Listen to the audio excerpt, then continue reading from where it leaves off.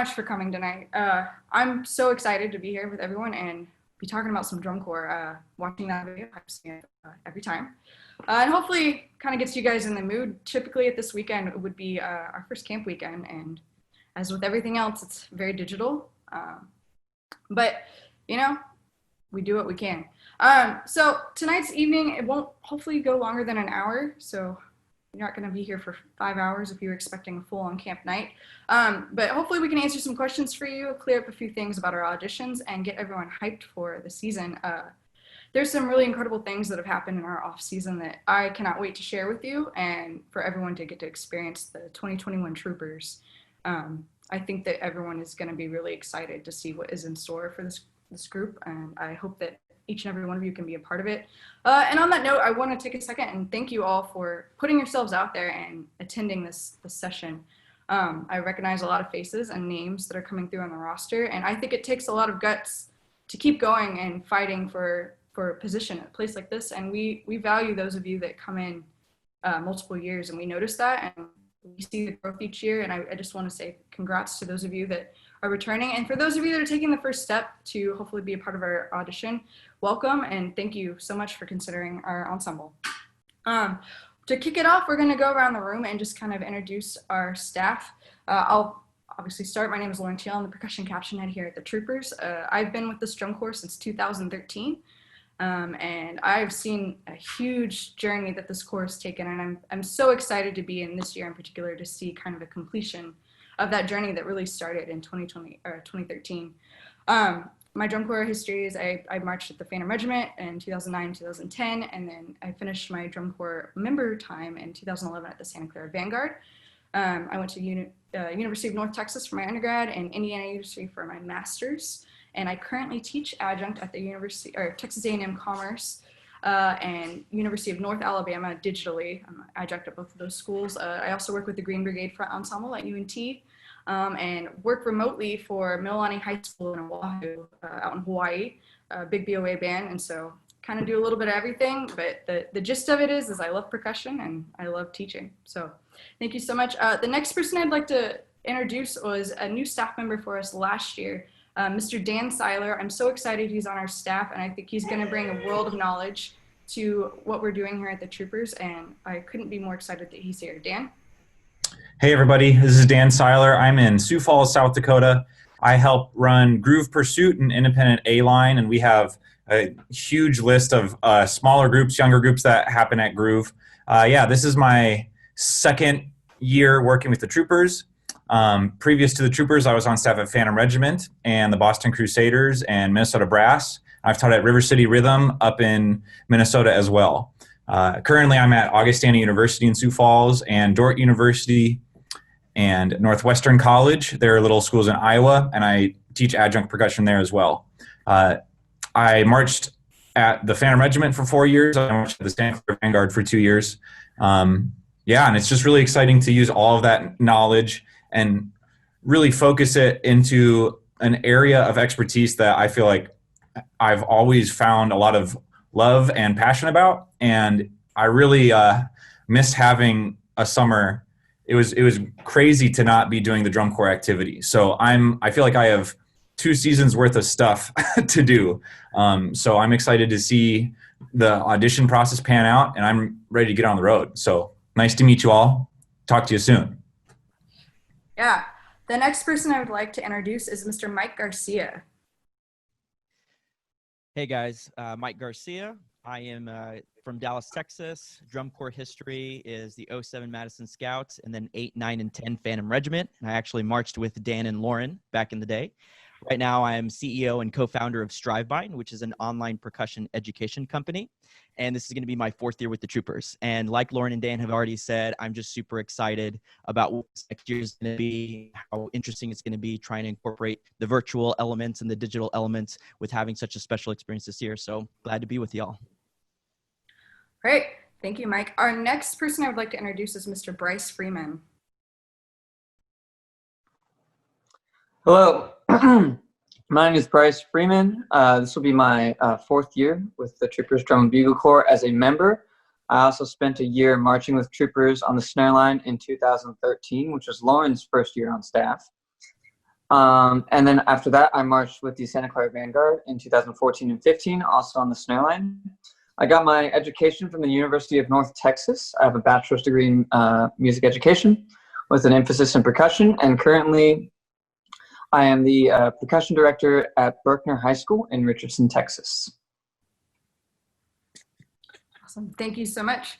Next, could I have Mr. Kerry Anderson? Hey guys, I'm Kerry. I marched the Troopers in 2010, pre-Paul, and then I marched with the Boston Crusaders in 12 and 13, all 4 years on snare drum.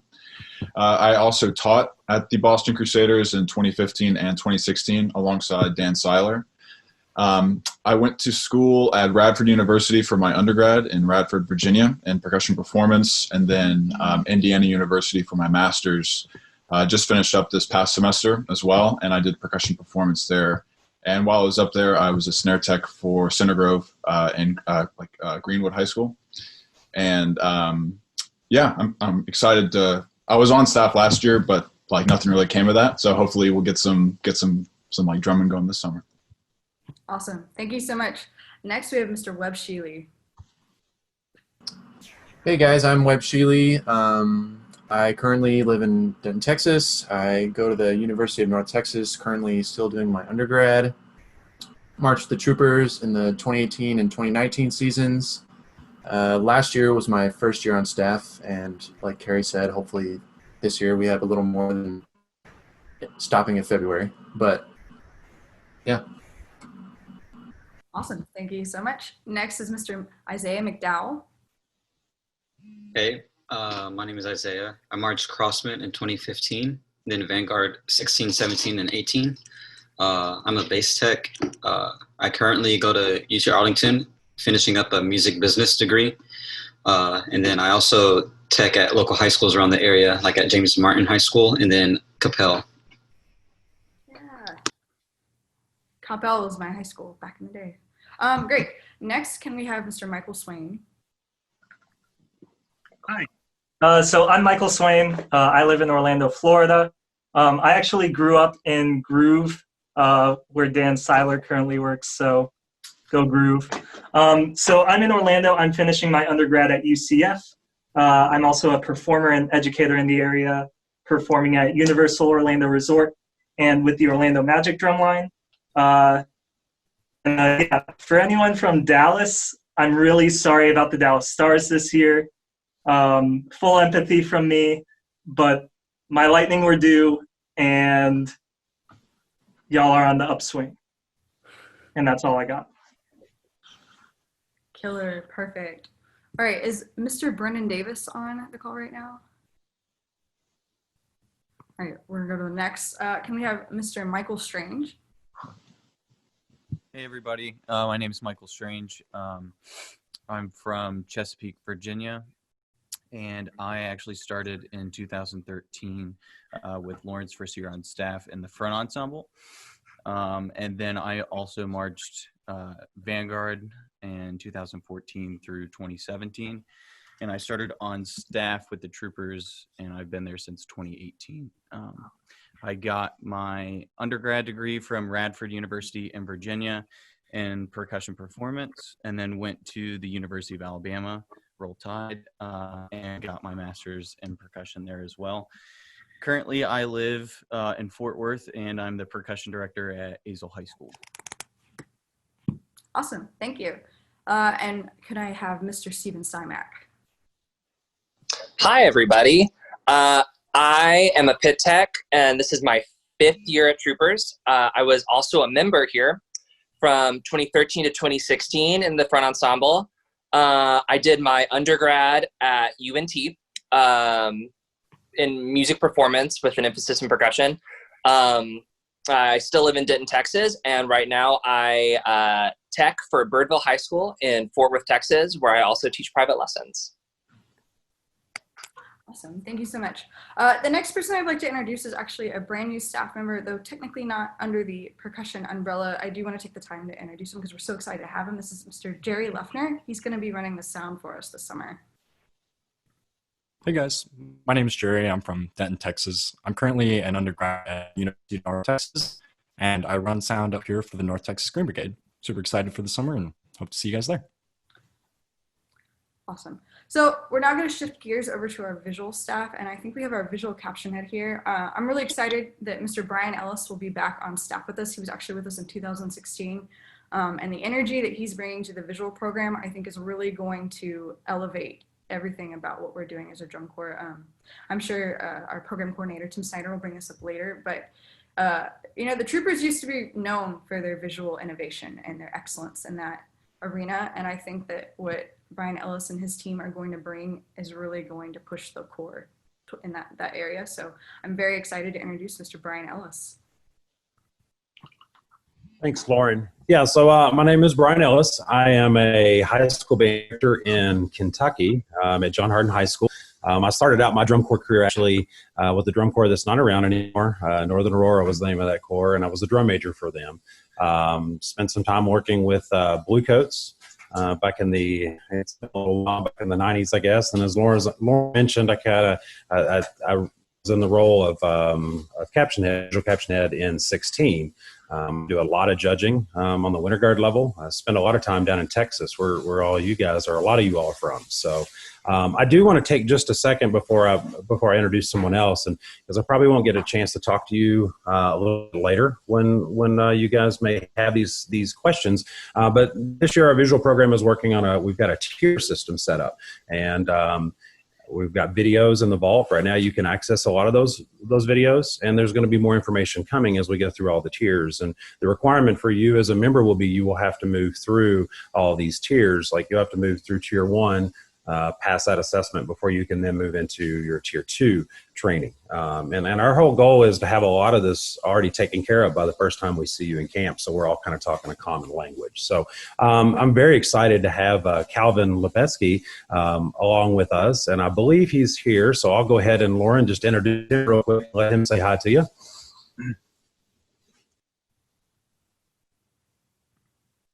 I could just talk if hi, my name is Calvin Lepetsky. I'm out here in Sioux Falls, South Dakota, with Dan. So there's a few of us coming from this area, which I think is pretty neat. There's still snow on the ground, so that's cool.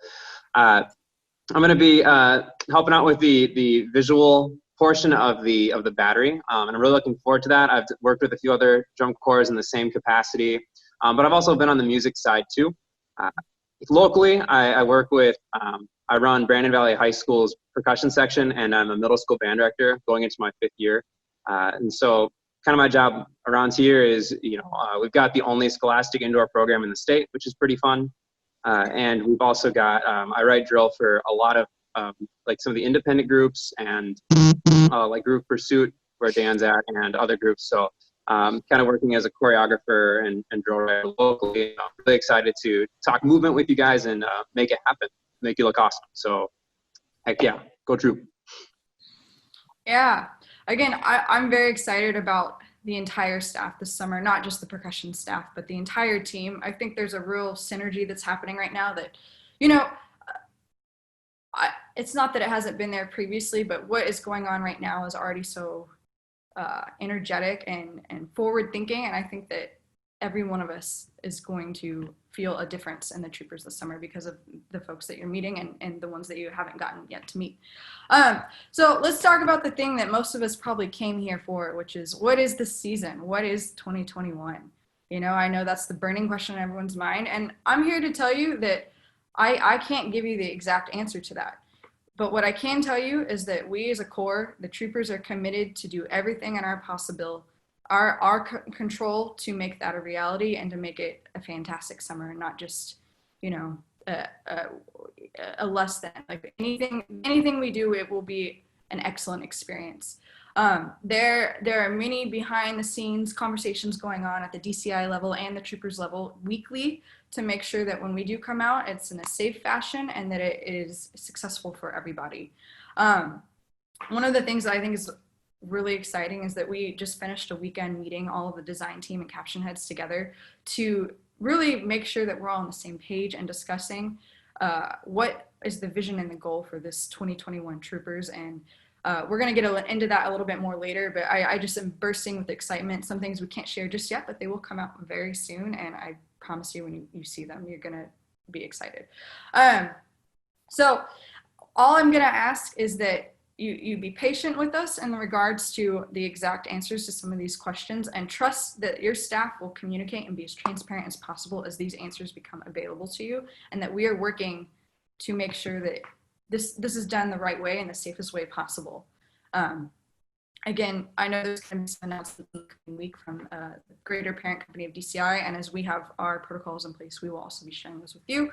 Something I also want to talk about is that in that sense, I want to remind you folks that there are things that no one can control and that are beyond our circle of influence, if you will. But then there are things that we can control. And I want to encourage us as an entire drum corps to remember what the things are that we can control. And that's our actions and the things we focus on. It would be so easy in the unknown to focus on these big questions of how long will tour be, or what will this look like, or what are we eating for lunch? But these are not things that we control, at least in the summer. You can eat whatever lunch you want right now, obviously. But you can control how prepared you are, how much you're playing on your instrument, the attitude you're bringing to the table. These are things that are in your influence that are preparing you. And something that I think is kind of cool, I know most of the universities I'm teaching at right now are actually going virtual or not in school at all after Thanksgiving. And you know, this is kind of really, this year is the first time ever that we've had such like chunks of time to yourself that you can devote to things that you're truly passionate about. And right, all of you that are here are passionate about this. You wouldn't be considering giving up your summer to do this if it wasn't something that was meaningful and important for your life. And so I want to bring that up, and that like, think about how you can use this upcoming time to really invest in yourself and your craft and your passion. Like, because that, having dedicated time like that, besides being in college, you really aren't going to have a chunk of like that where you can sit there and be consistently practicing certain things. And to have that on top of being in college where it's you don't even have obligations, you know, I'm saying if you're not in school suddenly between Thanksgiving to mid-January, like, why not use that for something good and fulfilling? And I'm not saying that to pressure, you certainly don't need to, but like, I would hope that each of us feels some kind of like excitement for that, like to use this to really go after something that, you know, we, again, all of us kind of have a passion for. So, and again, I want to bring up that the thing I left from the meeting that we had this weekend was that the design team has already hit the ground running. I thought the show we were going to come out with last year was going to be great. And I'm here to tell you that this show is already so much more exciting, and everything I've ever wanted to see from a Troopers show.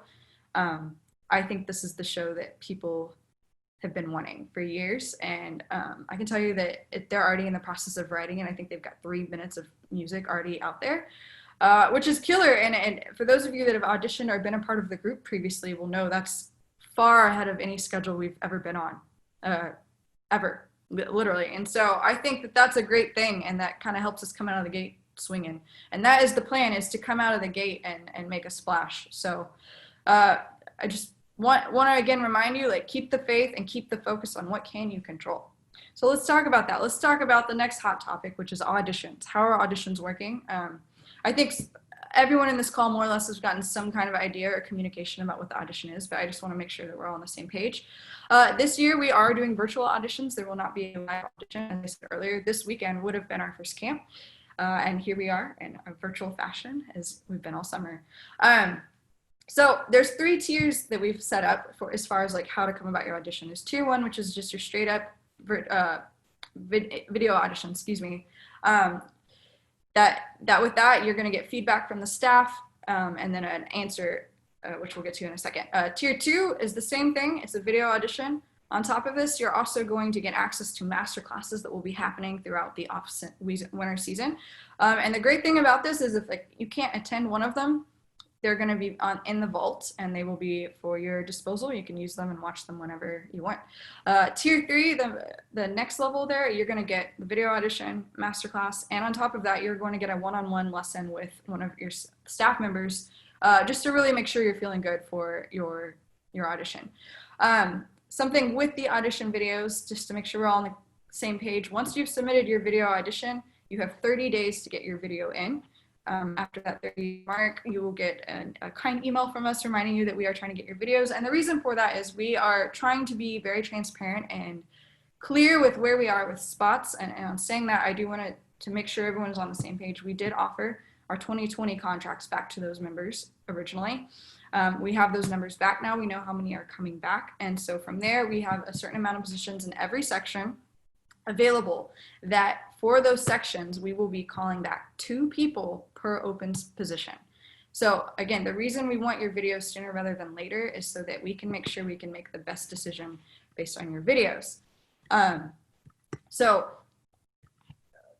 Let's talk about the callback, how that's going to work. Once you've submitted your video, you will get, within those 2 weeks of sending your video, you'll get the feedback from the staff, but you will not get your official callback status until January 1. At that point, we will contact the individuals that were receiving the callbacks. And again, it will only be 2 people called back per 1 position that is open. So hopefully that answers a few questions about that.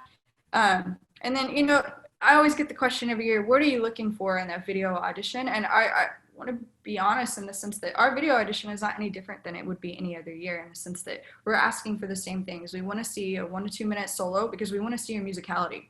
We want to see you make music on your own and what can you do. It's much more important for us to have a player that maybe doesn't have the chops or stamina quite yet, but they can express themselves musically, versus a player that can come in and play, above the head, 125,000 beats per minute, but maybe the musicality is not totally developed yet. So that's your moment to really sell yourself to us with the solos. Show us your musical vocabulary, and show us something. If you've got a skill that you excel at, highlight that. That's your moment to really show off and kind of show us what you can do now.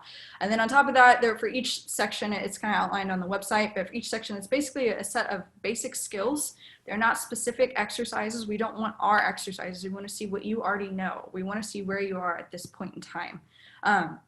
The second round is where we'll really get into exercises, which are in the packet you received. But for this first round, please don't feel pressured to submit our exercises. I want to see if you've got a scale exercise near the pit that you feel strongly about, play that. It doesn't need to be scales and arpeggio. Same thing for the battery. If you've got your version of 8s or gallop or whatever, play that. Play what you know you can knock out, so we can see you at your best right now. And then as we start having you send in videos of the exercises, we can kind of see your growth and how quickly, because that is, again, part of what we're looking for, is who's coming in the plate ready to grow all summer. We don't want a player that's going to come in and stay stagnant. We want someone that's going to grow the whole way through. Other things we're going to look for is just your general attitude. I don't know about y'all, but I can't tell you how many times I've gotten an email, or I've sent an email, and tone is everything. It's so hard to tell what people mean. And so just your communication and how you respond, just try and be on it and be honest with everything that's going on, and understanding, right? Your commitment, how often are you engaging with the things that we're doing? If you're in the masterclass years, emails we're sending, we want folks in the group that want to be here. We want folks that want to be a part of moving this forward. We don't want anyone that's just along for the ride. We want people that are here to make the group better. If that makes sense. And I think that's a hugely important thing. It would be so easy to make a group and just kind of I'm going to do my gig, and that we want a team player that is looking to make the group as a whole better. So these are kind of some of our general guidelines that we're looking for as far as the audition video. There's always questions about what are our big priorities as far as what are we looking for in the video. I can tell you as a general rule of thumb, sound quality and musicality are going to play a huge part in what you're doing. We value those qualities a lot in players. So if you're not sure, listen to your sound quality, compare it to other groups you look up to, compare it to previous years of troopers, and see is my sound matching what they're doing? Am I making characteristic sounds of my instrument?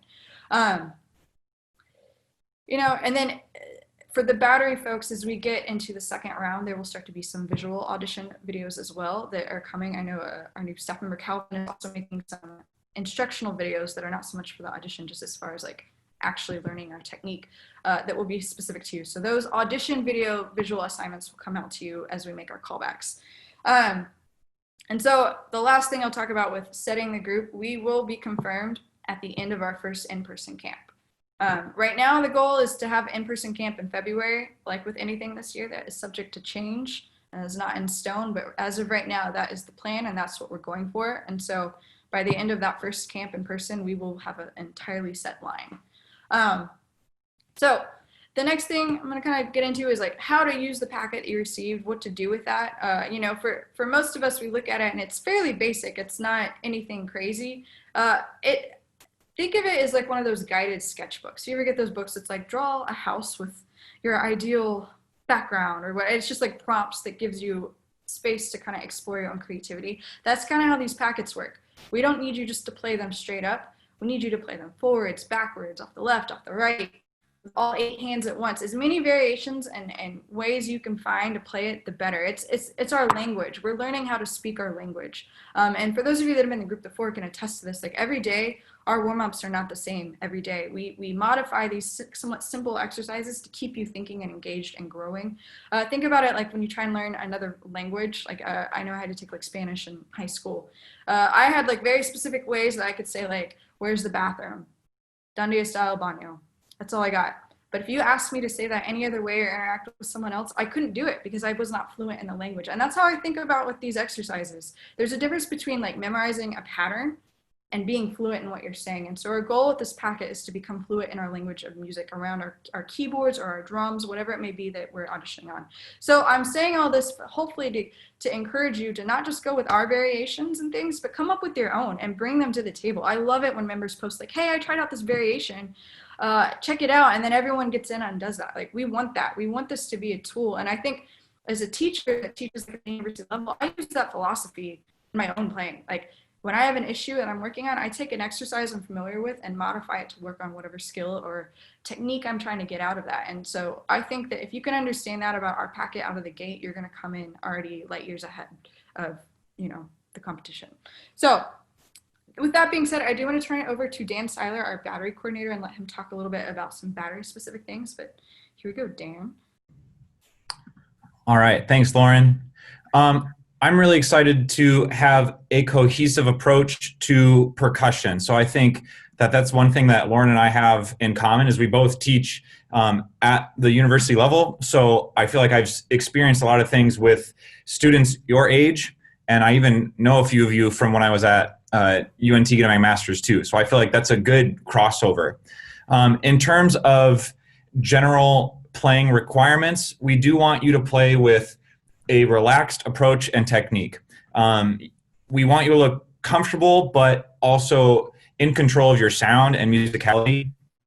We don't want any strange angles. So if you are auditioning on quads or snare, I think that we should have a turned over hand position, especially in the right hand of the match grip.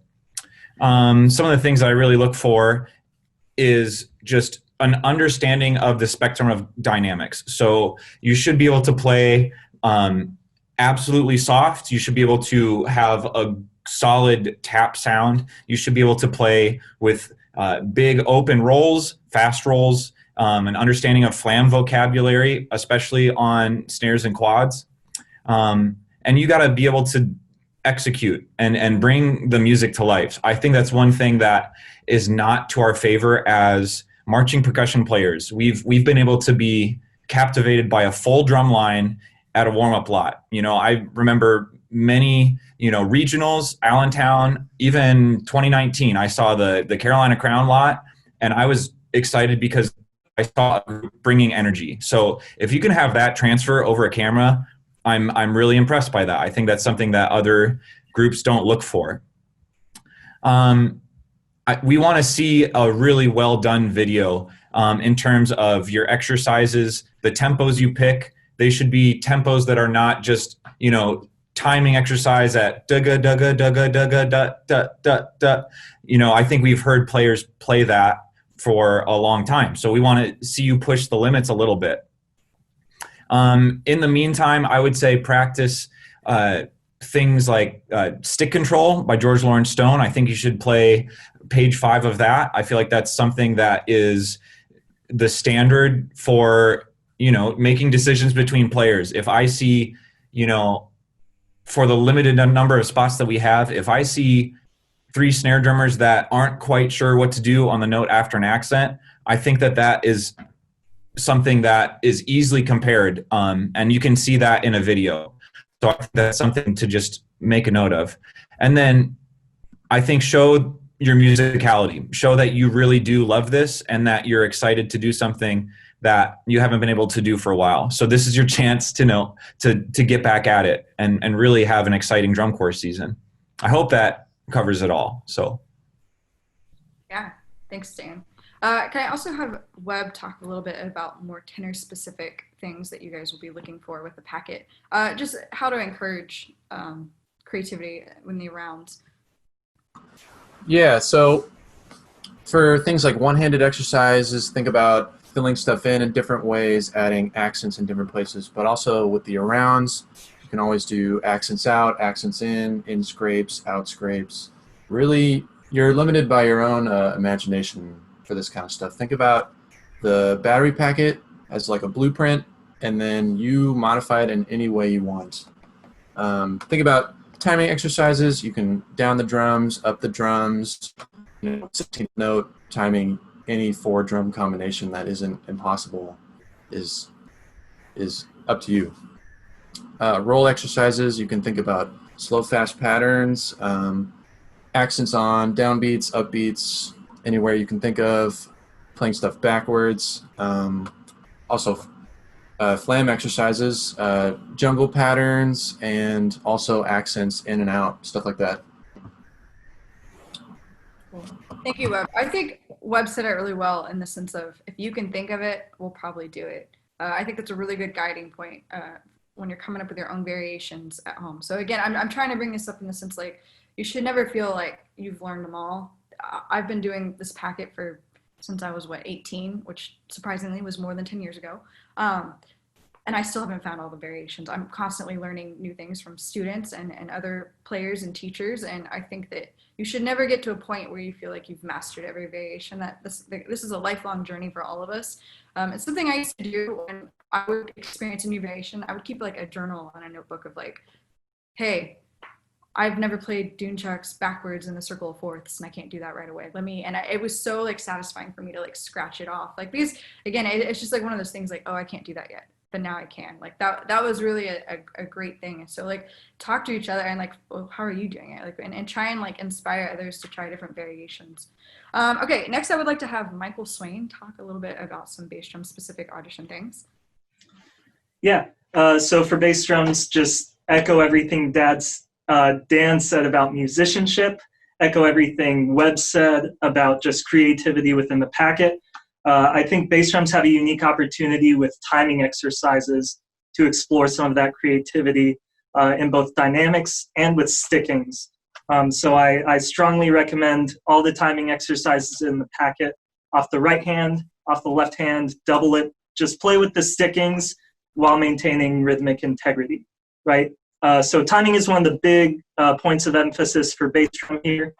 Another one is double strokes as they are applied to 3s and 4s in splits or on rolls on a bass drum. And I would say the last point of emphasis would be accent tap. I think bass mallets are really heavy. They're pretty heavy implements, so you kind of need some strength in your grip. Accent tap is a phenomenal exercise for building strength in your grip. That's all I got. Yeah, thank you. So hopefully you kind of notice a theme. There's a running philosophy that goes throughout the entire percussion section, no matter what subsection you're in, which I think is a really cool thing and something I've appreciated certainly as I've gotten older in my percussion career. But the way you approach music is kind of a universal thing, especially in percussion. And the thing that we're trying to emphasize here is that we're not just trying to memorize a bunch of patterns that you're only going to use this one summer. We're trying to help develop your language on your instrument beyond this. And so in saying that, I want to bring up the vault now.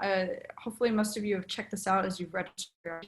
But part of your registration includes an access link to this thing called the vault. It's basically Netflix for troopers. And we've actually, a few of us on the staff have made a few videos just kind of covering some of the things that we typically would cover in our first round audition.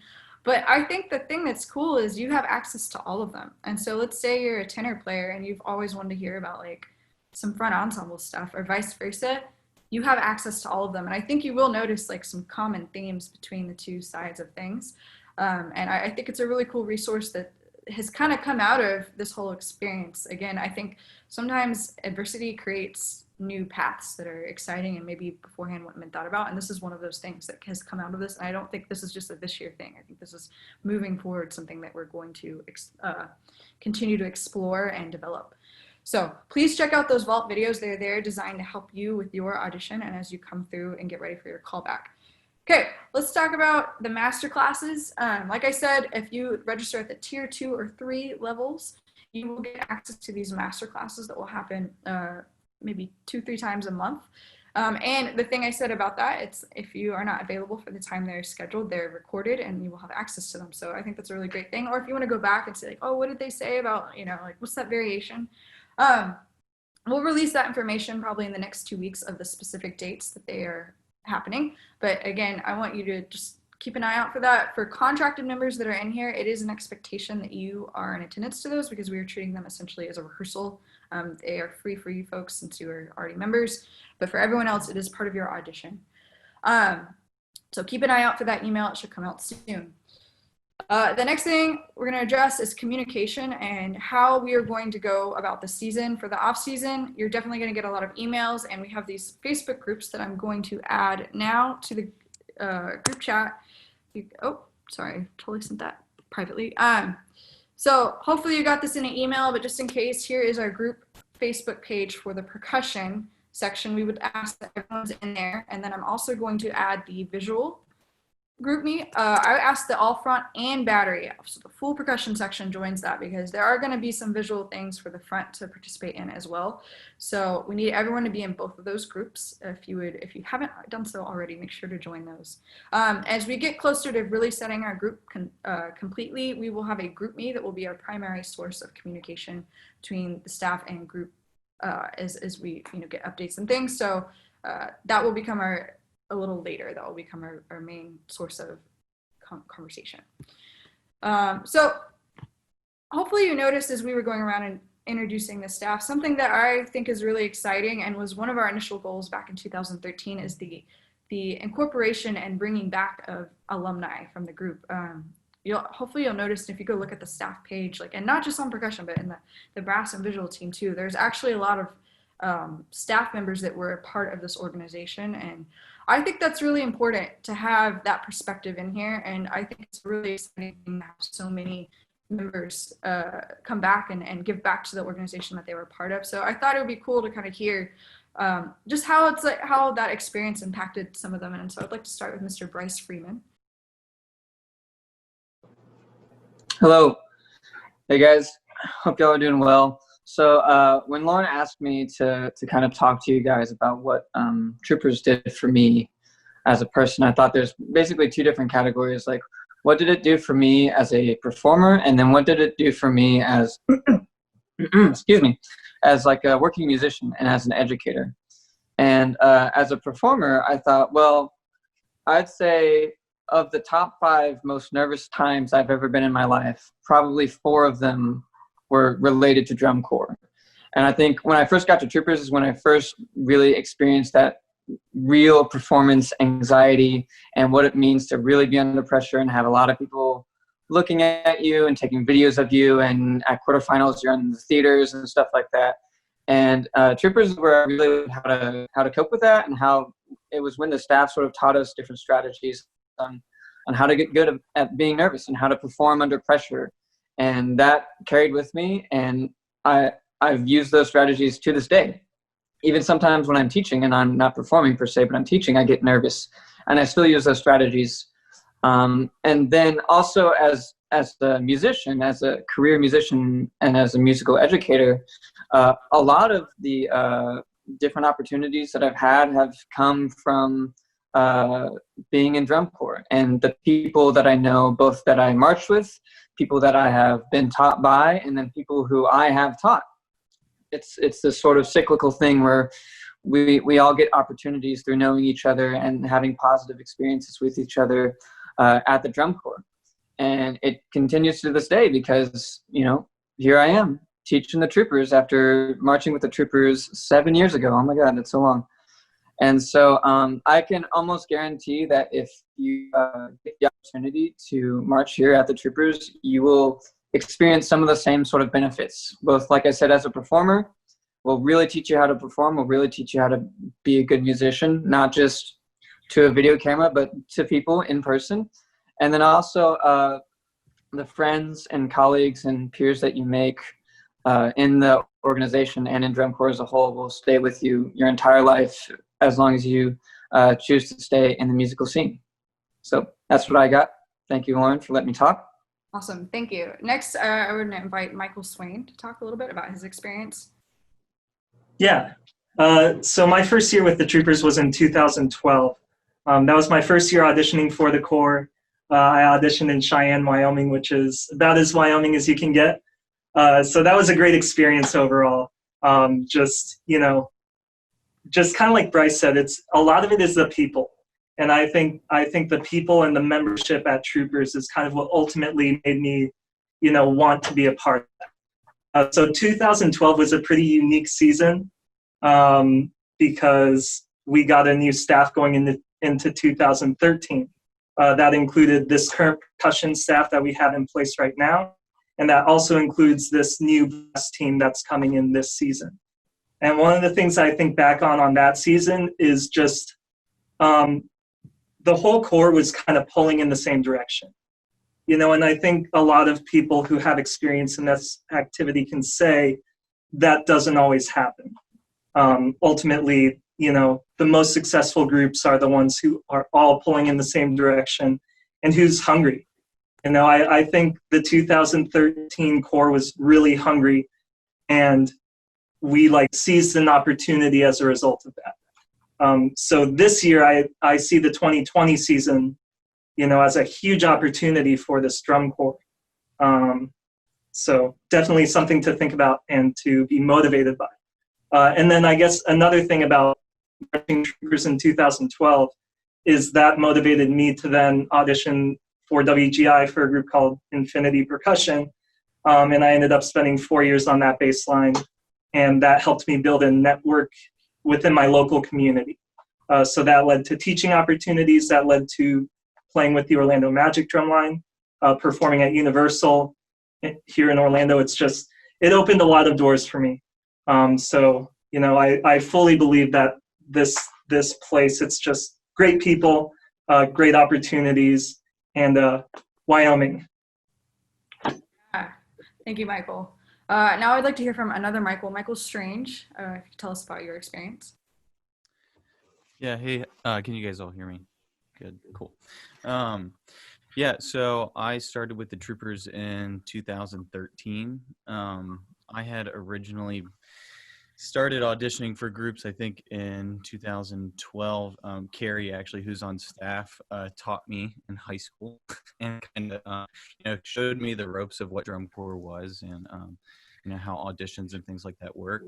So I made my way out to Troopers in Wyoming. I think first, initially, to really think about what drum corps did for me was to learn self-responsibility.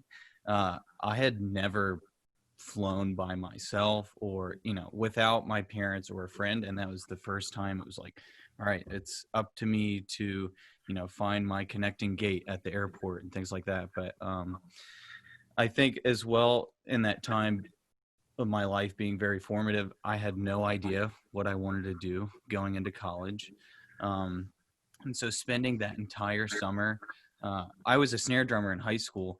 And so I never played keyboard very seriously. So I got to learn an entire side of percussion that I didn't focus on normally.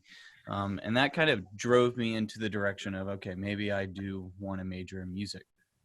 And then going into college, getting a performance degree, it made me a very well-rounded percussionist. And I think as the whole staff, even, back in 2013 and still to this day, that's part of the thing that we try to implement and focus on too. You're not going to just get good at snare drum. You're going to get, you're going to understand the things that we do in the front ensemble as a battery member and vice versa. And then going on to teaching with the Troopers, I had just finished my undergrad. I was, kind of unsure about what to do, with my career, and went and got my master's at Alabama. But starting teaching in 2018, I think I really suddenly realized, okay, maybe I want to teach for a living. I don't think I want to perform. And really that summer in particular, I remember I spent an entire week with the front ensemble by myself. And, that's when I realized that this is what I want to do for my life and, my career. And so I spent the next 2 years, still working on my technique and things like that, but, getting alternative certification. I never got an education degree. So, but, that's when I realized that this is what I wanted to do for a career. And so Troopers really helped me realize that as well. Yeah, thank you. So I thought it was really important to kind of hear from those folks in particular, because they were all part of that first year, 2013. And I bring that up again because I feel that the core, as far as like starting then, has this uncompleted mission and has this energy that is really propelling us through this off season, certainly through a kind of unusual year. But I think if you asked any of the staff members in the room now, or any of the players you really look up to, I think drum corps has had like an invaluable impact on every one of our lives. There's a reason that we keep doing it and keep giving back and teaching. I can't even describe the ways it has shaped the things I've gone on to do and experience and the doors it's opened. But it's one of those things that there's nothing else like it in the world. And beyond that, the lessons you'll learn about playing and not playing, about the connections you'll make, it really is one of those things that can define some key moments in your life.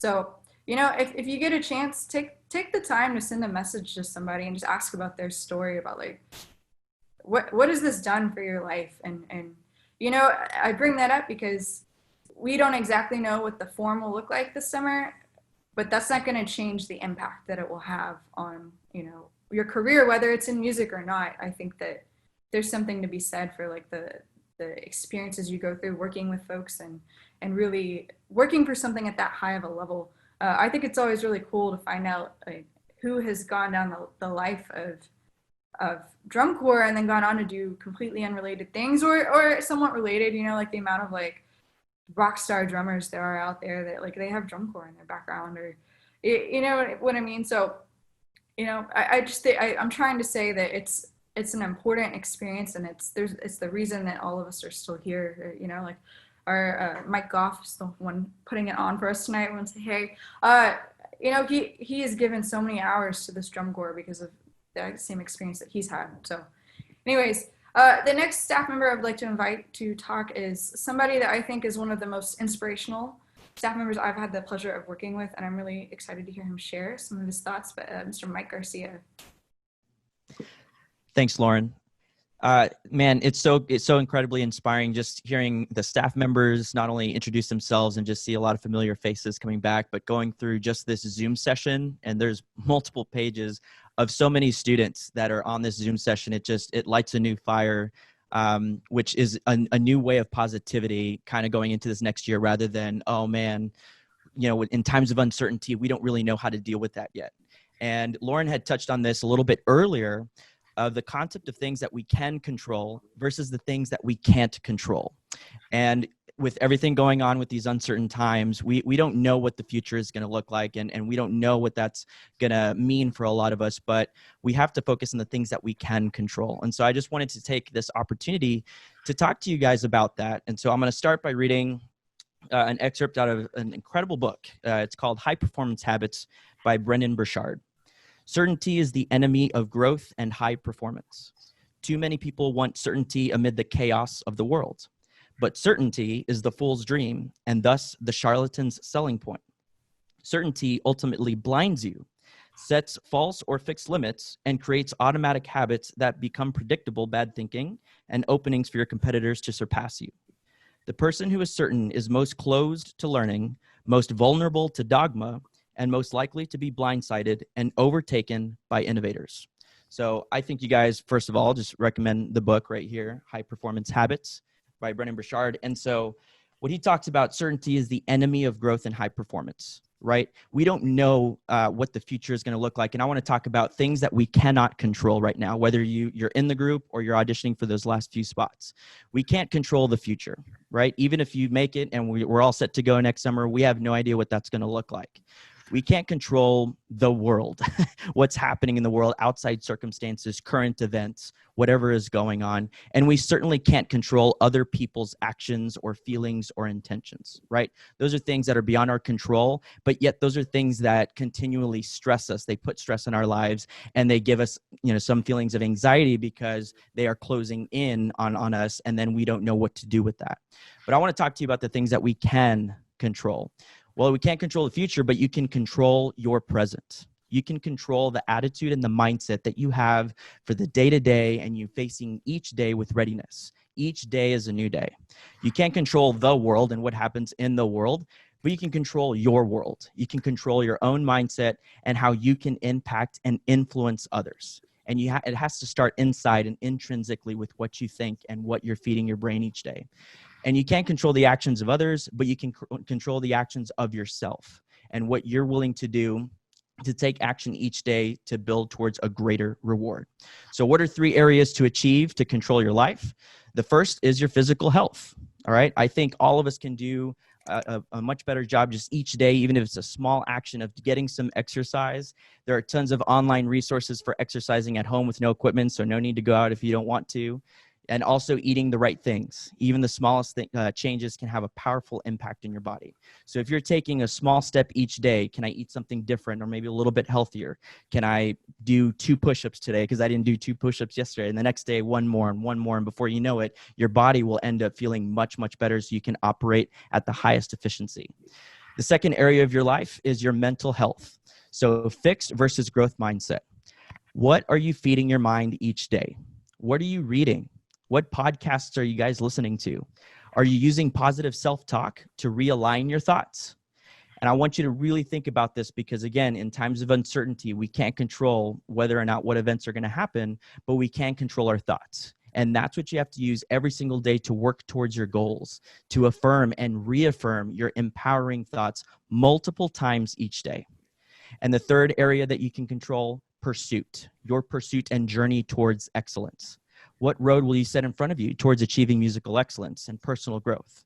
Are there any other milestones in your future? And what actions are you taking each day in your pursuit to greatness? So even though you can't control your future or the world or other people's actions, you can control your present, your world, and your actions. You can take small steps each day to establish positive habits in the 3 areas of your life: physical health, your growth mindset and your mental health, and your pursuit to excellence. And I want you guys to really take the first step tonight after this Zoom session. Just plan out the next week and what you can accomplish. Musically, sure, all of the variations that all of the staff have already talked about, backwards, off the left, any permutation, all of that, sure. But what about personally? What about bettering your physical and mental states? And just like Lauren said, record your actions and reflect on each day in a journal. Then at the end of each day, ask yourself, did I give the best efforts of myself for myself today? And if you can answer yes to that question consistently, you are on the path to being your best self. And that is what you can control. All right. Thank you so much, Mike. I'm really excited to announce this next person too. This is somebody that I have a long history with at the Troopers in particular. And I'm so excited that he's returning to the team and the energy he's bringing. I think he's really going to knock it out of the park this year. But I want to introduce Mr. Tim Snyder, our new program coordinator and brass ranger. Hey guys, how you all doing? I'm Tim. I've got so much drum corps background. I don't even want to list it all. It'll be too long. We'll have to get off the call. But I did want to get on, and I'm sure a lot of you guys have questions about what's going to happen in the season and all of that. And I want to tell you that first off, we are going to have a season. What that is, I have no idea. There's all kinds of fighting and backbiting and all kinds of stuff above me. So all I can tell you is we're going to fight to have something this season. What that is, we'll let you know. And then I also want to talk about this staff. I mean, I planned on doing it anyway. I'm gonna throw Lauren under the bus for a second. She texted me. She said, "I saw your brass call and you talked about how great the brass staff was." Well, I wish I could take any inkling of credit for putting the staff together, but I can't. They are incredible people, and they were here when I got here. Hell, some of them were here when I left. So there's. So they've been here a while, so, you know, and they're great at what they do, and I am fortunate to be part of their team. And you know, and I say that actually in that order. You know, for me, being able to write brass with Paul and Sandi, you know, that is a dream come true for a lot of people, and you know, for me, that's just super exciting.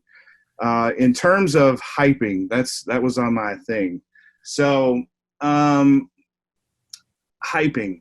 Well, I can tell you, Lauren was wrong when she said we had 3 minutes of music. We actually have 4 minutes of brass, and when we're done, we will have, when Paul decides to stop upgrading his computer, we will have 4 minutes total of percussion and everything. And I'm really excited about the show. We're playing stuff that is quintessentially non-traditional Troopers. At the same time, it is absolutely the Troopers. It's the weirdest thing ever, and that's been my goal from the beginning. And I've told everyone this, and I'll tell you guys the same thing.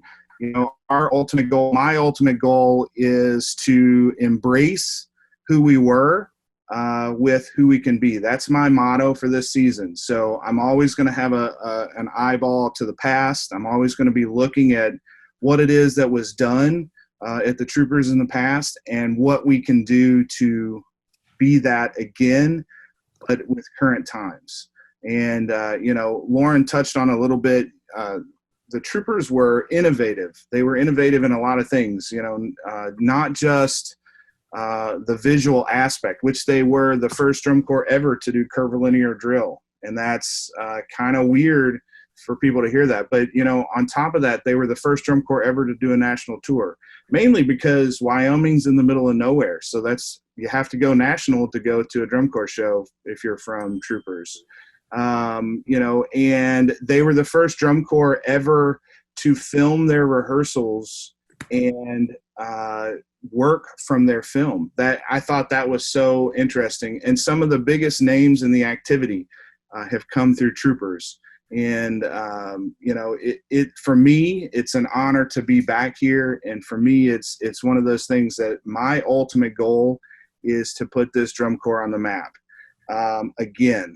And when I say again, they were ridiculous back in the day, way before I was born, way before you guys were born, but they were ridiculous back in the day. And that's my ultimate goal. And with that said, I'm telling you right now, we're going to be in the top 12. That's what we're going to do. And I'm not, you know, a lot of people beat around the bush and say, well, we're going to be the best that we can be. Well, we're going to be that. And if we are that, we will be on Saturday night. And that's why we're here. That's what we're doing. That's why we want to do this, if we're honest with ourselves. So that's my goal, is to be top 12, and not next year, the year after, or a couple years later, this year. And then, you know, with that said, you know, we talked this weekend, we defined our goals, and I would like to be competing, and Paul's probably going to get mad that I say this out loud, but that's okay. I want to be competing in the top 6 within 3 to 5 years. And yeah, and you guys, I see some of your eyeballs right now. They're wide. You're like, oh, that can't be done. Oh, but it can be done. It has been done. There have been many groups before us that have done that. And we can do that. And we're going to do it basically on the backs of the percussion team. It's going to be on you guys. We have the talent in this section. We have the ability in this section. You're going to have the beats. For God's sakes, Paul and Sandi, you know, have they ever written a bad beat in their whole life? You know, I mean, come on. So you're going to have great beats. We've got great talent. What more do you want? You're going to have a great show. it's going to be a very dark show, very aggressive from what we have so far. I don't know. What else you want me to talk about, Lauren? I don't know. You have any like teasers you want to share? Well, I can share this maybe. I'll share that for a second. And then we'll just take that off the screen. So we are, as you can tell, we are changing the look of the drum corps. By the way, Mike, we've talked about this before. Please edit that out. We're changing the look of the drum corps. We're bringing the hats back. We want to create a mystique around the troopers. And for lack of a better word, we want you guys to be badass. Literally, that's the only word I can keep using is badass. I talked to Paul and I talked to him the other day, and we talked a little bit more about the show. He was asking about our meeting in Vegas. He wasn't able to come, but we were talking through it, and I was just really excited, and he seemed really excited. And you know, what I told him on the phone is, I don't care if you think they can play it or not. Write it, make it awesome, make it incredible. You know, and this is going to be a destination drum line, a destination drum corps. And, you know, and I think he's going to do that. I think that's why his computer crashed. He won't admit it because he was writing such ridiculous beats. So I can't see him. Is he laughing? I'm not looking. I hope he's laughing. But anyway, I want you guys to also to know, and Lauren will share my email address. I have an open door policy. Any questions that you have, anything you want to know, you can come directly to me and ask those questions. And no question is too dumb. No question is too awesome. I mean, it's just going to be, I don't know. There's not a whole lot I can say until I can say it, you know? So. Yeah. I hear if you email Tim and ask him to hear the opener, he'll let you hear it. So feel free to email him that. Just kidding, but I will say that I am so excited for everyone to hear the opener, and I have not even heard all the percussion parts yet, and I think that it's going to be something that we're all excited to listen to and perform, and it's going to be amazing. But speaking of the music, I'm really excited to introduce our final guest of the evening. These two have been so integral in the development and growth of the percussion program here at the Troopers. They really laid the foundation and started it all back in 2013 and put together the original team. And I'm so excited to introduce Paul and Sandi Rennick. Hi. Hey guys. It's great to be here. It's fantastic. Thank you, Tim, for all of that. You know, everyone should be excited. You know, honestly, Tim Snyder brings an energy and a desire and sort of a current optimistic competitive attitude that I think honestly was maybe missing from the core a little bit, and now it's there, and I think there's really no stopping us at all. I think one thing is true: once you teach for long enough, you realize that the talent of the students is really kind of the same across the board, and there's a lot of other moving parts in a drum corps that really can be the difference. So we've taught students for generations now, and one thing that you realize is that the opportunities to teach become pretty far and few and far between, because it's a small world we live in. And so we are involved in the design process and the coordination process, the communication with the designers, and we have hopefully set up a situation where we have the best teachers in the country teaching you, and they're all educated, they're all smart, they're all great players, they're all really successful in their own right. They've all developed programs. They're not young kids. They're mature teachers that can be ahead of something that is super competitive, and not only that, but fun to be part of.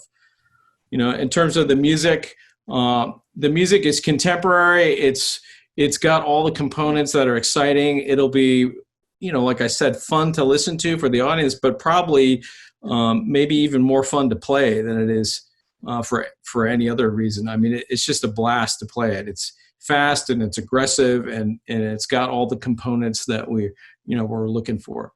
And I think we have set sort of a timeline and in terms of music that we're looking at, the very beginning of January to be done with virtually the whole show. And I think that, the one positive thing about the coronavirus, honestly, is that at Thanksgiving, school sort of ends for a lot of us. And it becomes, once the universities send students home, you're required not to come back. And so that gives us a little more time, honestly. And all this whole, in the fall, it's all just a race against the clock, to get everything done. But that gives us a couple more weeks in terms of music, so that it is, everyone's intention in terms of the core is to have everything way ahead of time, way out in front, so that we can be as prepared as possible. Because I think the likelihood of rehearsal time during a tour is going to be somewhat minimal. So I think if we're going to be as competitive as we know we could be, we need to come out of the gate like knowing what we're doing right away. I mean, we don't have time to sort of figure it out once we get on the road. And so that's our goal. We're well aware of that, and we're making sure that we do everything to make that possible. And we are going to operate under the assumption that everything's a go, like any other year. So if something happens in terms of the virus or the tour or whatever, it is what it is, right? It's not really going to change what we do at all. And so regardless, we're looking forward to all of it. All right, go for it. Yeah, thanks. And it's so exciting to just see everybody. I mean, like, honestly, just to see all the people here and just the desire to be part of this. I know for me personally, like we've done drum corps every year for like this is like our 23rd year working together, doing DCI. And I think I was totally caught off guard by the fact that DCI did not happen this summer. I know I didn't realize how much I took it for granted and what a huge part of my life that it was, as far as just being exposed to the music and the students and just everything about it. And so I know I am just on fire to get back at it. And, Paul used to say, this is kind of a long time ago, but he used to say, we care so much about the activity and this and our projects that we're part of, that we want to fill the group and surround ourselves with people that care about it as much as we do.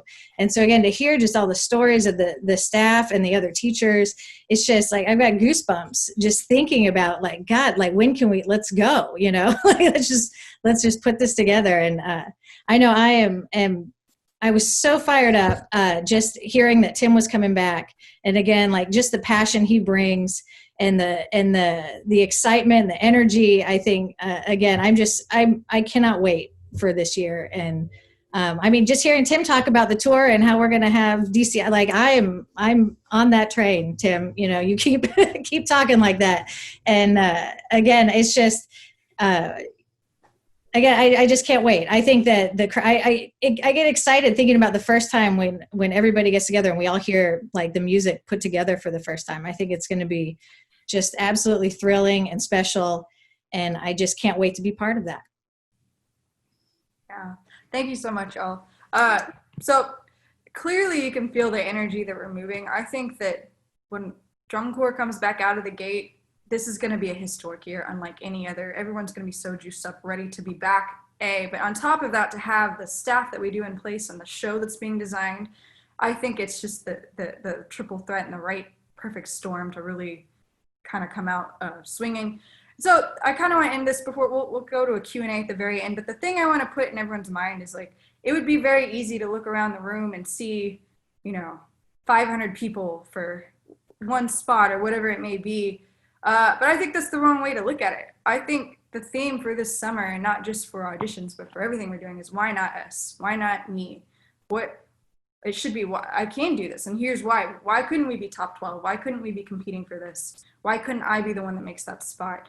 Every decision you make should come out of what you're going for and the goal versus what you're afraid of happening, right? It's so easy to just kind of get sucked back into like what you're afraid of. Oh, well, what if so-and-so beats me? Well, it's okay. You know, that's a learning experience. Every scary decision you've ever made, you're either going to gain what you're wanting, or you're going to learn a lesson that's going to make you one step closer to getting that goal. And I think the easiest thing to do is cut yourself, right? Just out of fear of what you don't want to happen. So I want everyone to leave tonight thinking, why not us? Why not me? What's going to stop me from getting that and going for it, and proceed like that as we're going through these off seasons. And I think everything else is in place to make this seriously a historic year that is not going to be like any other year. And I think that's really incredible to be a part of that. You know, I think this summer will be something that people talk about forever.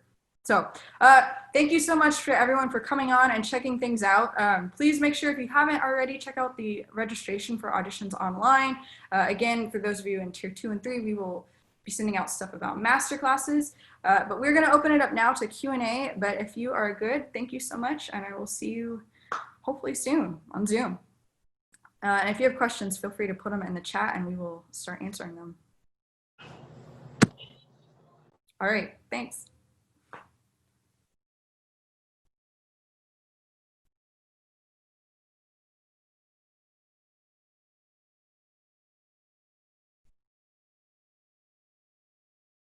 Silence, no questions, huh?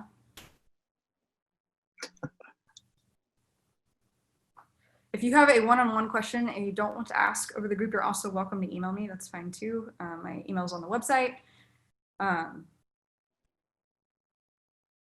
Would you suggest auditioning for more than one section?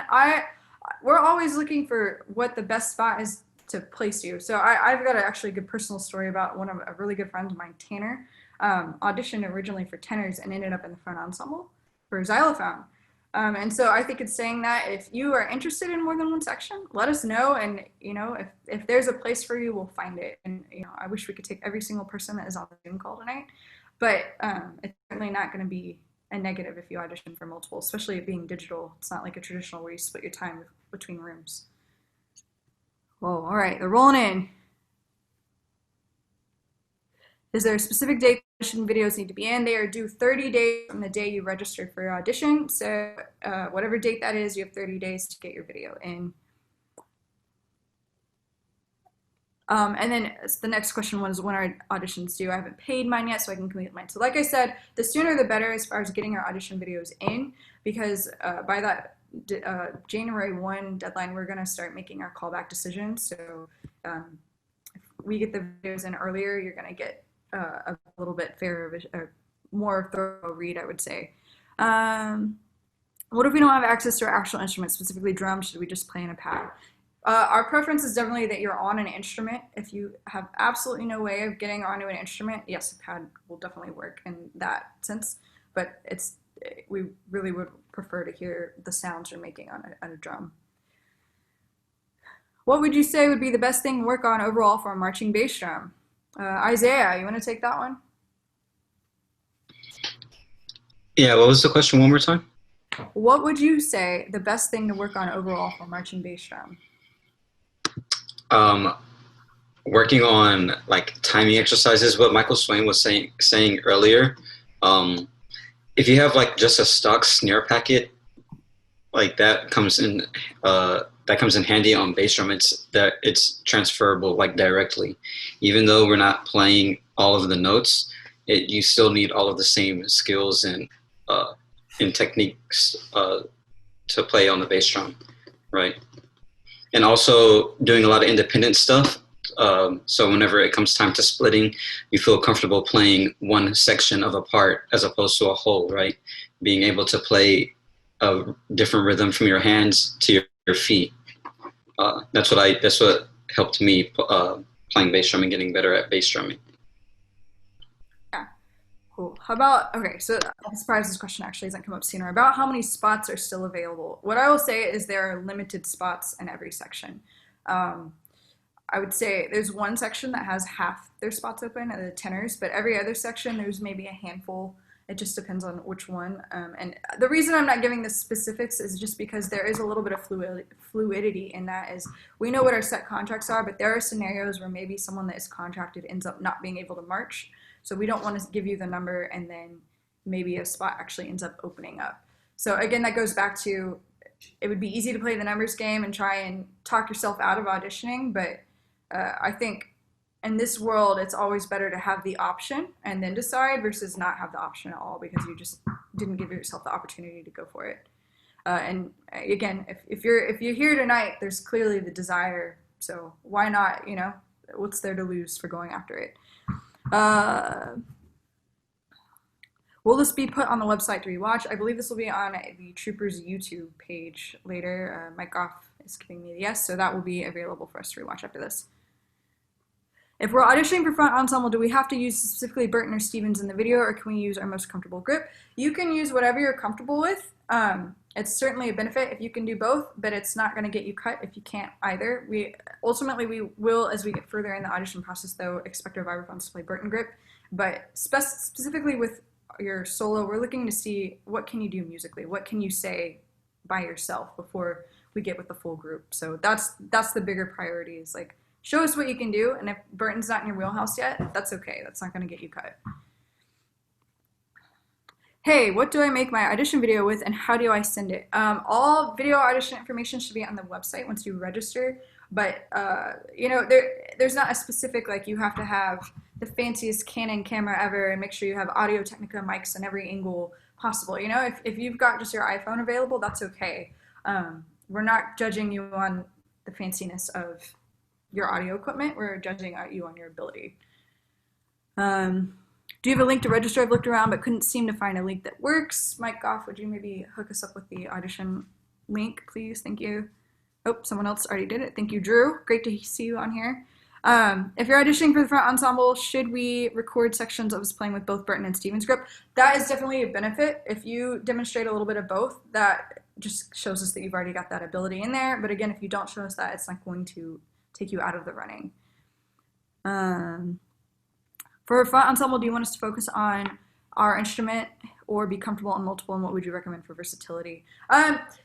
We really, if you're going for marimba and you're like, well, I also want to play vibes, you don't need to play marimba and vibes in your video. Again, the solo is more about showing us, like, kind of like, what can you do right now, and what can you say musically, and we can see that both on marimba or vibraphone.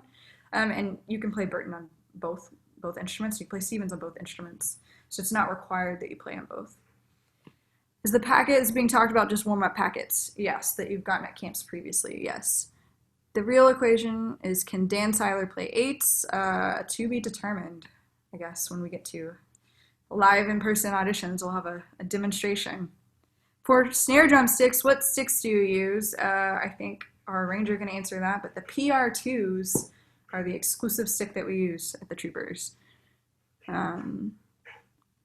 Is the front ensemble solo 1 to 2 minutes or 2 to 3 solo? Oh, sorry, I might have misspoke. It is 2 to 3. Generally, again, it's not like if you go over 3 minutes, you're going to get a penalty or anything. Like, we're just trying to get a gist of who you are as a musician, right? Like, think of that as your chance to kind of show us, this is what I've got, and this is what I'm proud, you know, like, I'm really owning. Mike Garcia, any podcast recommendations? Podcast recommendations. Tim Ferriss is always a good one. Tim Ferriss show. He interviews top performers and entrepreneurs, musicians, you name it, athletes. I mean, and every episode is just packed with so much information and knowledge about how high performers operate. Brendan Burchard, the author of the book that I had quoted earlier, he has his own podcast that's super uplifting and positive for just daily mind food, if you will. And then Tom Bilyeu is also a good one. It's called Impact Theory. He talks a lot about tactical, how to actually improve in the things that you do each day to establish efficient habits and to get you to that next level. So those are my top 3. Yeah, that was a great question. Do I look on the Troopers website for all audition information? Yes, I think that link has been posted a few times. What mallets do Troopers use for marimba? They're the Sandi Rennick's series, their 4000 series. I think we use all of them, but our favorites tend to be the 4000 2.5s, the in-between guys with the maroon tape. We tend to use those a lot. Yes. Lauren, when are you doing an app percussion podcast? I did that like 3 years ago, so good luck digging that up. Once you purchase a tier level at troopers.com/virtual, oh, sorry, that's from us. All right. Any other questions? I see there are 78 people on here, so surely they're burning questions. If the season proceeds as usual, what is the cost to be in the group? This is not confirmed at this moment. This is not the information we have, but as soon as it is available, we will get that number out to everyone. Lauren, can I interject? I want to answer a question that I saw. Sorry. To the person that asked about Dan Seiler being able to play eights, I personally have known Dan Seiler since he was my son's age. And I think he is first of all, one of the nicest people I think I've ever met. And second of all, just a terrific all-around player and teacher person. And I think we are lucky to have him on staff here. And I don't know who that person was that asked that question, but I really, again, I was shocked. So yeah, Dan. Yeah. Right. Hey, Henry. It's good to hear from you. Yes, again, like I said at the beginning, you might have missed this part. For your video audition, it can be any exercises. We just want to see what you already know and what you feel comfortable with. It's going to be more advantageous for you to play something that you have played maybe for a few years or use already in your daily warm-up than trying to like scramble and learn something that we do maybe. Will callbacks be in person in Casper? This can, I don't know if the location is allowed to be announced or not. Time or mic off. Yeah, we can, I mean, I'm okay to say that. We're currently planning on the in-person being in Dallas again. And right now that's being planned for February, but obviously with COVID, anything could change at any moment. So we're not going to release any of that officially until we can officially say that. So, but I would plan on a February right now. Yeah. Any other questions?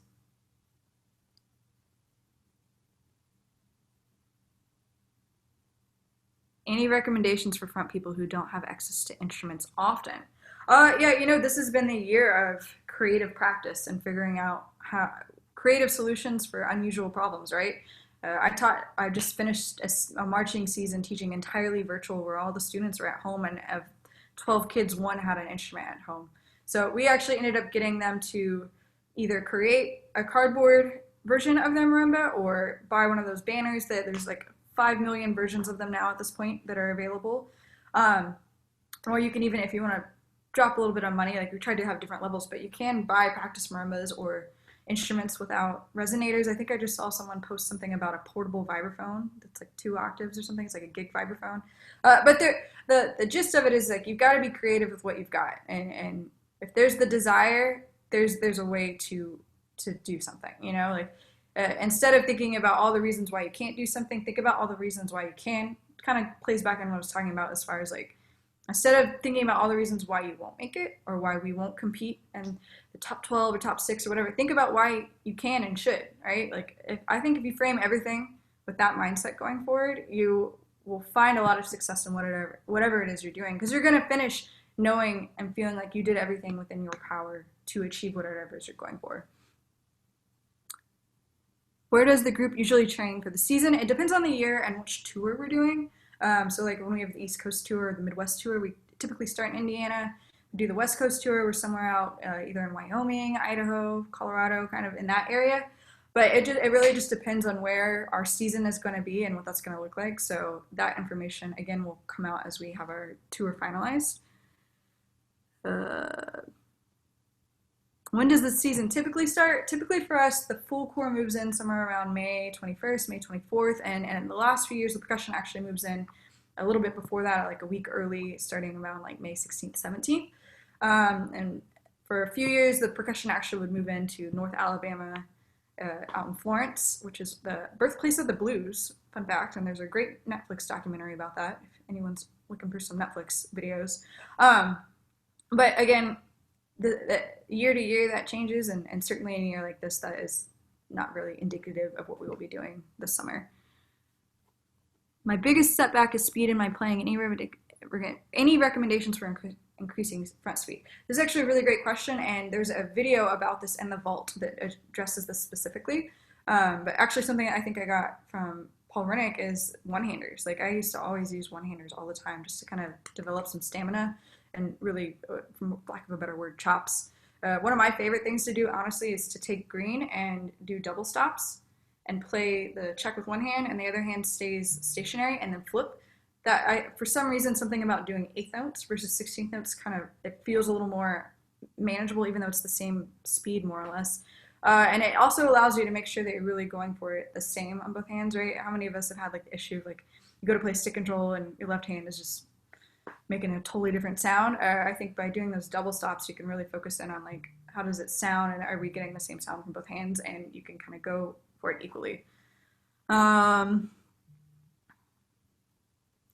If we went to audition on multiple instruments, the purchase page for the audition packet allows for 1 entry per section. Should I pick my primary tenors? And if I do I still get the music audition for the other section for ensemble? I don't actually know the answer to that, Mike, Goff, and or Tim. They're trying to audition for multiple sections. Do they need to do multiple entries? Or... We might need to get back to you on that one. I don't. Lauren? Go ahead, Mike.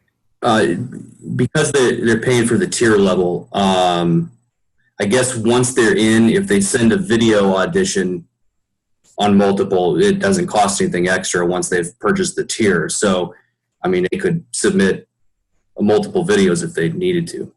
Okay. So what about this? If you're one of those folks that is wanting to audition for multiple instruments, once you've submitted your primary instrument, just send me an email and just make sure that I've noted that you're auditioning for multiple places. I'm able to see the form for the tier 1, but when I try to proceed with payment, it shows a blank one. Like Goff.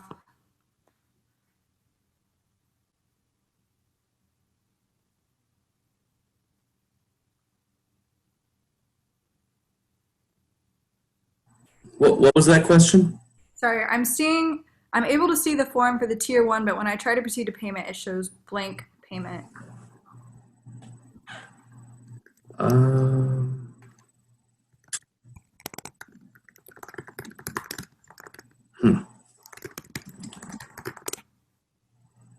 I don't have an answer right now. I'll have to look into it.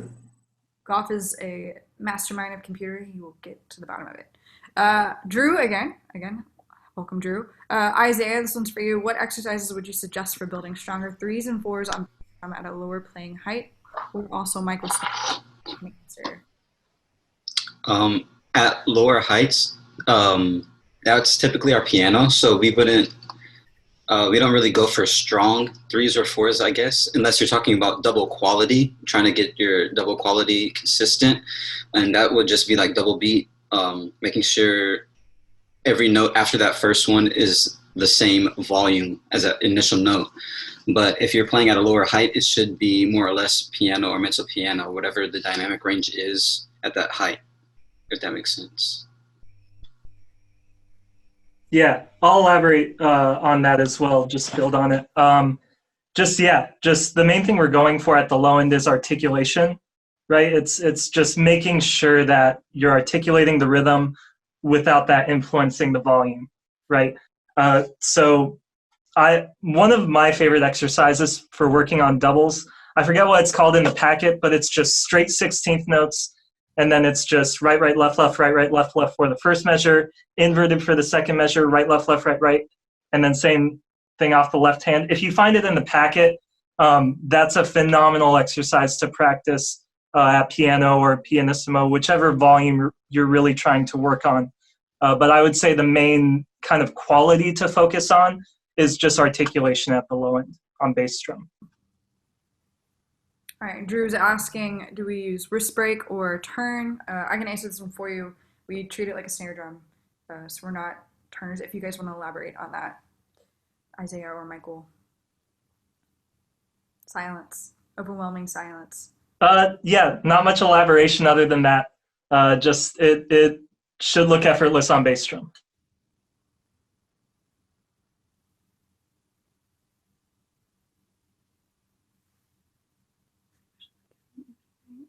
Okay, for everyone that is a contracted member that is messaging me, I will have a separate meeting for you guys about that.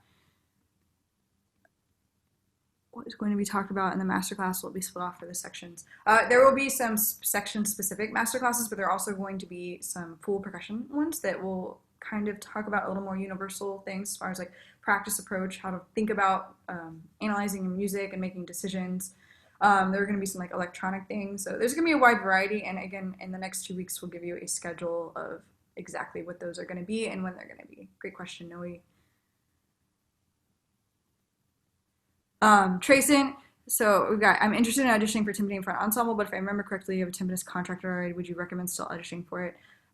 So technically the spot is open. I will say that we do have a member auditioning for it that was in the process of auditioning last year. It's not going to hurt to send a video. And there are actually some really great just like informational videos that a staff member, I still need to introduce, I'm so sorry, Caleb, to everyone, that he really took a lot of time creating for everybody. So I think that that would be great to check out. And you know, if you're interested in the front ensemble, there are other positions still open, and we love members that come in and just say we want to be a part of the group and find this, you know, and I think that if you're interested in being a part of our ensemble, show us what you've got, and you know, if we can make it work, we'll make it work. But on that note, I do need to go back and apologize. I left out Caleb Haskell. He's one of our newer staff members as of last year. Caleb, if you would like to take a second and say hello, I'm so sorry. Hi. Yeah, my name's Caleb. I marched 2016-17 on timpani, and then aged out at Santa Clara Timpani in 2018. Just graduated my music ed degree from Northwest Missouri State University in Missouri. And I'm in an auditorium because I've been recording for graduate auditions the past week. So that's what I'm doing. Yeah. All right, this is going to be the final call for questions. So if you've got them, now's the time. Hey, Lauren, can I say something about the audition thing? Yeah.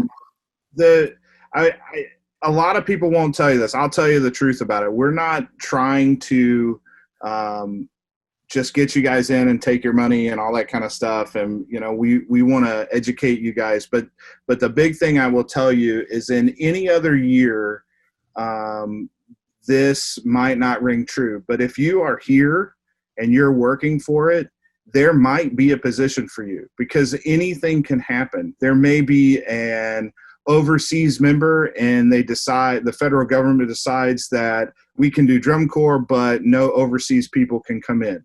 Or someone's parent may say, you know what, it's COVID, I don't want them to go do drum corps. It scares me, I don't want to do it. Or someone has immune deficiencies and they can't do it. And this is the time to stick it out. This is the time to audition. This is what you want to do. If you want to do drum corps, you got to do it, because anything can happen in this process. Literally anything can happen. So, you know, if you're worried that a spot's already been taken, you got to put in a video and you got to audition. Number one, because like I said, anything can happen. And number two, we're going to be badass. So you have to put in an audition video so you can be a part of it. So that's all I want to say about it. I mean, it's so up in the air. It's going to be so different. So just make sure you stick it out and do it. All right, there's a question about the front ensemble chart. Last year we had some charts that we learned. Typically we sight read a chart at our first two camps. As we don't have an in-person camp, we aren't going to be sending any kind of music out until later in the season. So right now it's just we want to see, what are your fundamentals? What can you do right now? How can you speak on your language? So thank you. All right, I'm going to go ahead and wrap it up here. But if you have further questions, feel free to reach out and email any of the staff members, Tim Snyder, the entire percussion team, the Vish team, Mike Goff. But I hope the thing that you take away from this summer, or from this meeting, is that we're all extremely fired up and chomping at the bit, basically, to get back out on the road. And we need you to proceed the same way. We need to see the kids and the members they're fired up and ready to come out just totally swinging. But it's going to be an exciting year. It might look different, but at the heart of it, the excellence and the priority of what we're doing as a group is not going to be different. So thank you so much for spending time with us tonight. Any other questions, feel free to email, and have a great evening.